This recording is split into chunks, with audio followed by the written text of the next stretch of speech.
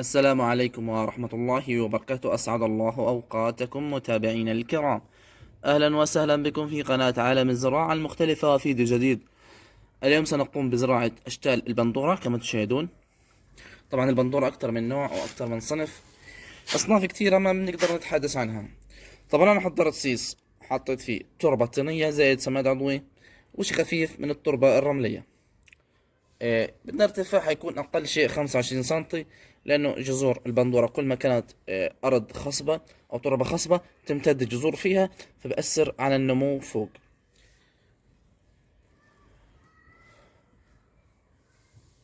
بفحر في التربة 2 ل 3 سنتي وبوضع البذور.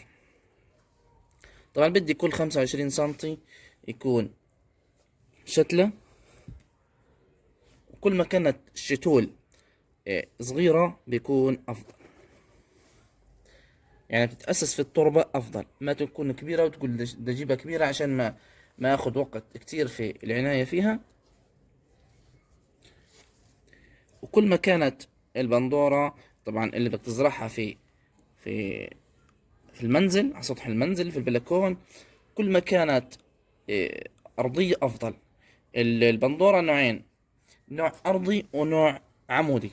طبعا العمودي بده عناية كتير، اللي هو يزرع داخل البيوت البلاستيكية أو يزرع في الأرض، ولكن بده أعمدة خشبية وبده حبال وأمور زي هيك. فأنا بدي أزرع لكم البندورة هذه وأورجيكم العناية فيها. بعد 20 يوم على زراعة شتلات الطماطم أو البندورة كما تشاهدون.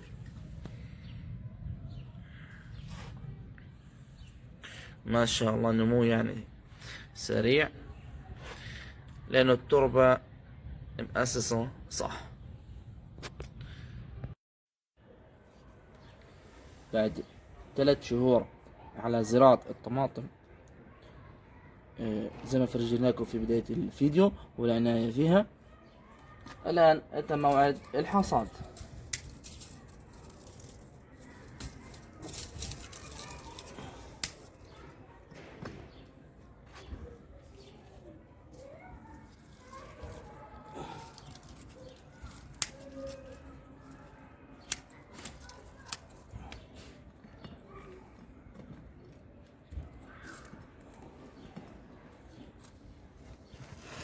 كما تشاهدون حبات الطماطم بدون أي مبيدات حشرية أو أي كيماويات.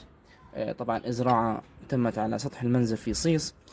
أي شخص بإمكانه يزرع سواء على سطح المنزل أو في الأرض الدائمة بهذه الطريقة. وهيك بنكون وصلنا لنهاية الفيديو. إن عجبكم الفيديو اشتركوا في القناة كنوع من أنواع الدعم، وشاركونا الفيديو مع أحبابكم وأصحابكم. والسلام عليكم ورحمة الله وبركاته.